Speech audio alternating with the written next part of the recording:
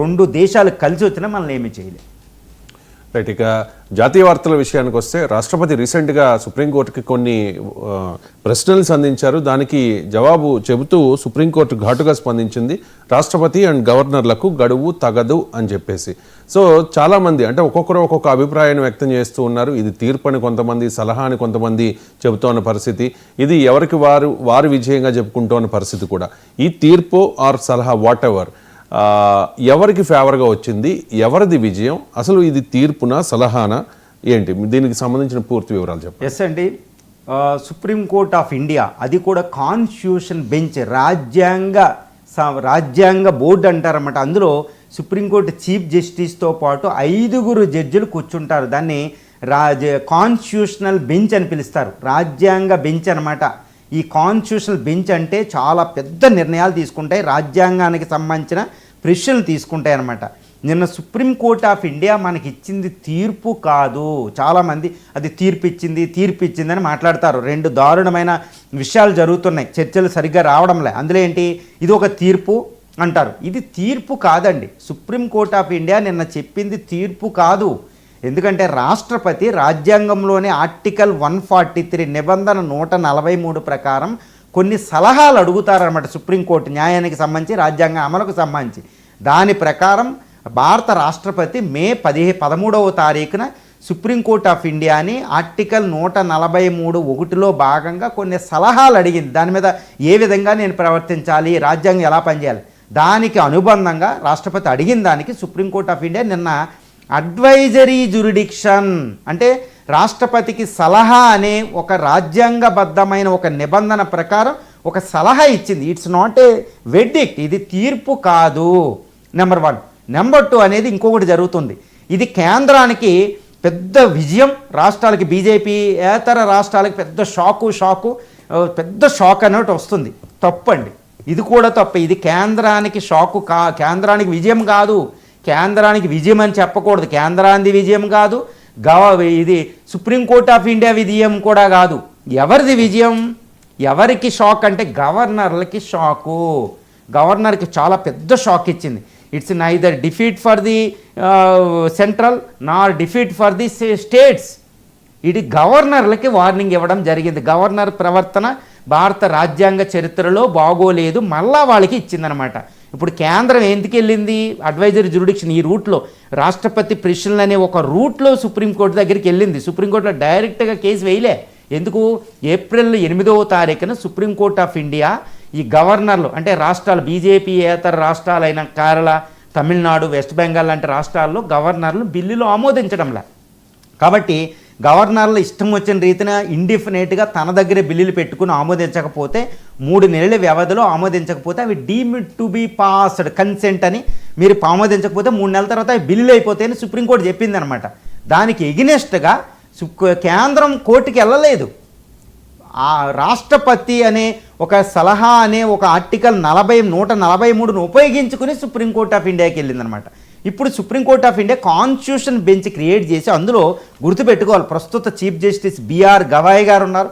BR Gavai గారు కొన్ని వారాల్లో వెళ్ళిపోబోతున్నారు. ఆయన స్థానంలోకి రాకపోయే సూర్యకాంత్ గారు కూడా ఉన్నారు. ఇంకా 3 ప్రామినెంట్ జడ్జిలు ఉన్నారు. ఈ 5 ఏకాభిప్రాయంతో రాష్ట్రపతికి సలహా ఇవ్వడం జరిగింది. ఒక అద్భుతమైన ఇది ఒక సలహా, రాష్ట్రపతికి సలహా, తీర్పు అని చెప్పకూడదు. Article 143 advisory. మళ్ళీ ఇంకోటి ఏంటంటే, ఈ సలహాని రాష్ట్రపతి ఫాలో అవ్వాల్సిన అవసరం లేదు. తర్వాత ఈ సలహా అనేది ఒక తీర్పు కింద రాదు, అవసరం అనుకుంటే తప్ప అది తీర్పు కాదు. అది కూడా నేను సుప్రీంకోర్ట్ ఆఫ్ ఇండియా చెప్పడం జరిగిందనమాట. అంటే ఇది ఒక సలహా మాత్రమే. ఈ సలహా వల్ల కొన్ని డౌట్లు పోతాయి. ఇది మనం చాలా జాగ్రత్తగా గమనించాలి. రాజ్యాంగంలో చాలా సంక్లిష్టంగా ఉంటుందండి భారత రాజ్యాంగం. కానీ ఈ తీర్పు యొక్క విశిష్టత ఏంటంటే గుర్తుపెట్టుకోవాలి. ఎంతటి గొప్ప తీర్పు అంటే, భారత రాజ్యాంగ చరిత్రను 1950 జనవరి 26 నుంచి పరిగణిస్తే 1972లో వచ్చిన కేశవానంద భారతి అనే ఒక కేసు ఉంటుంది అనమాట. అద్భుతం. అది భారత రాజ్యాంగ చరిత్రలోనే ఒక అద్భుత ల్యాండ్ మార్క్ జడ్జిమెంట్, ప్రపంచ రాజ్యాంగ చరిత్రలో ఒక ల్యాండ్ మార్క్ జడ్జిమెంట్ అనమాట. ఆ జడ్జిమెంట్తో ఇటు సుప్రీంకోర్ట్ ఆఫ్ ఇండియాకి, జ్యుడిషియరీకి, మరో ప్రక్కన భారత పార్లమెంటు చట్టసభల మధ్యన ఒక యుద్ధం లాంటిది నడిచిందనమాట. ఆ యుద్ధానికి ముగింపు వచ్చింది. భారత రాజ్యాంగం అద్భుతంగా ఉందన్నమాట. నిన్న సుప్రీంకోర్ట్ ఆఫ్ ఇండియా చెప్పిన సలహాలో కూడా ఇది సుప్రీంకోర్ట్ ఆఫ్ ఇండియా పవర్ని తీయలేరు. అదే 142 ఆర్టికల్ అని ఒకటి ఉంటుంది, గుర్తుపెట్టుకోవాలి. ఇప్పుడు రాష్ట్రపతిగా ఉపరాష్ట్రగా పనిచేసిన ధన్ఖడ్ గారు ఇది సుప్రీంకోర్టుని విమర్శిస్తూ April 8 తీర్పుని విమర్శిస్తూ ఆయన ఒక మాట అన్నారన్నమాట భారత పార్లమెంట్లో, రాజ్యసభలో. అది ఏమన్నారు గుర్తుపెట్టుకోవాలి. ఆర్టికల్ 142 142వ అధికరణ అనేది భారత పార్లమెంటు మీద ఒక న్యూక్లియర్ మిసైల్ అనే పదాన్ని ఉపయోగించారు. ధన్ఖడ్ అప్పుడు ఉపరాష్ట్రపతి గారు సుప్రీంకోర్ట్ ఆఫ్ ఇండియాని క్రిటిసైజ్ చేశారు. 142వ అధికారం ద్వారా చట్టసభలని న్యూక్లియర్ మిసైల్ వేసేశారు, అణుబాంబు వేసేశారు అన్నట్టు మాట్లాడారు. అంటే ఏంటి, సుప్రీంకోర్ట్ ఆఫ్ ఇండియాని ఆయన క్రిటిసైజ్ చేశారు ఒక చట్టసభకి చైర్మన్గా, రాజ్యసభ చైర్మన్గా, ఉపరాష్ట్రపతిగా. అంటే గుర్తుపెట్టుకోవాలి. దీన్ని చాలా జాగ్రత్తగానే సుప్రీంకోర్ట్ ఆఫ్ ఇండియా పక్కన పెట్టింది. ఏమని, ఆర్టికల్ 142 అనేది 14 ప్రశ్నల్లో రాష్ట్రపతి సంధించిన 14 ప్రశ్నలు అది అత్యంత ప్రధానమైన ప్రశ్న. ఆర్టికల్ 142 ప్రకారం భారత సుప్రీంకోర్టుకి రాజ్యాంగం దాఖలు పరిచిన విస్తృతమైన అధికారం, దాన్ని ఎవ్వరూ తీయలేరు, గుర్తుపెట్టుకోవాలి. కానీ ఆర్టికల్ 143 ప్రకారం గుర్తుపెట్టుకోవాలి, రాష్ట్రపతి అడిగిన ప్రశ్నలకు మేము సమాధానం ఇస్తున్నాం.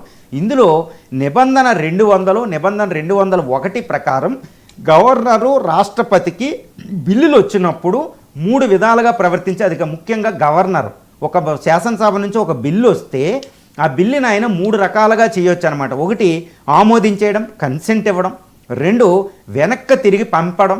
వెనక్కి తిరిగి పంపిన తర్వాత మళ్ళీ ప్రశ్నలు వచ్చినా మళ్ళీ దాన్ని రాష్ట్రపతికి పంపించవచ్చు. ఇక 3వది ఏంటంటే రాష్ట్రపతికి రిజర్వ్ చేయడం. ఈ 3 ఉంటాయి. ఈ 3 దాటి తన దగ్గర విత్ హోల్డ్ ఇండెఫినెట్గా ఇంకా సుదీర్ఘ కాలం పాటు ఆ బిల్లు మీదే కూర్చొని ఇంకా దాన్ని ఆమోదించకపోని పక్షంలో సుప్రీంకోర్ట్ ఆఫ్ ఇండియా తన విస్తృత అధికారంలోని 142వ అధికారాన్ని ఉపయోగించి మేము జ్యుడిషియల్ రివ్యూకి వచ్చేస్తాం, అంటే కొంచెం పాక్షికంగా మేము మాండమస్ని ఇష్యూ చేస్తాం అని తన యొక్క పవర్ని అది షోకేజ్ చేసుకుందండి. అది చాలా ఇంపార్టెంట్. ఆర్టికల్ 142 అనేది అంటే సుప్రీంకోర్ట్ ఆఫ్ ఇండియా సూపర్మసీ అలాగే ఉంది. మళ్ళీ అదే సమయంలో గవర్నర్ యొక్క రాష్ట్రపతి యొక్క తీసుకునే నిర్ణయం అంటే బిల్లు ఆమోదించేంతవరకు, చట్టం అయ్యేంతవరకు మాకు కోర్టులకి ఎటువంటి పని ఉండదు. తర్వాత జ్యుడిషియల్ రివ్యూ న్యాయ సమీక్షాధికారంలోకి వస్తాం. గుర్తుపెట్టుకోవాలి. చాలా అద్భుతంగా సుప్రీంకోర్ట్ ఆఫ్ ఇండియా చెప్పింది. చాలా బ్యాలెన్స్డ్ అంటే ఇది పార్లమెంట్కి జ్యుడిషియరీకి మధ్య అద్భుతమైన ఒక ఫైనెస్ట్ బ్యాలెన్స్ ఉంటుందన్నమాట. ఆ బ్యాలెన్స్ని మళ్ళీ పునరుద్ఘాటిస్తూ గత 78 సంవత్సరాలుగా 75 సంవత్సరాలుగా రాజ్యాంగం ప్రవర్తించే ఎవల్యూషనరీ ప్రాసెస్ పరిణామ క్రమాన్ని దెబ్బతీయకుండా ఒక అద్భుతమైన తీర్పు ఇది. కేంద్రానికి ఇట్స్ నాట్ ఎ విన్ అండి. కేంద్రానికి పెద్ద విన్ కాదు, ఎవరికి విన్ కాదు, సుప్రీంకోర్టుకి విన్నే, కేంద్రానికి విన్నే, ఒక రాజ్యాంగానికి ఒక అద్భుతమైన విజయం ఇది. గుర్తుపెట్టుకోవాలి. ఈ విజయాన్ని రాజకీయాల పరంగా చూడకూడదు. కానీ గవర్నర్లకి కోటింగ్ ఇవ్వడం జరిగింది సుప్రీంకోర్ట్ ఆఫ్ ఇండియా. ఏంటి, మీ దగ్గరికి బిల్లు వస్తే మీ దగ్గర ఆమోదించండి, లేదా రాష్ట్రపతికి రిజర్వ్ చేయండి, ఎందుకంటే ఫెడరల్ ఇష్యూస్ ఉంటే, లేదా వెనక్కి తిరిగి పంపండి. వెనక్కి తిరిగి పంపితే మళ్ళా శాసనసభ మీ దగ్గరికి వస్తే అది ఆమోదించండి, లేదా రాష్ట్రపతికి పంపండి. అంతేకాని మీ దగ్గర సుదీర్ఘకాలం ఉంచుకోకూడదు.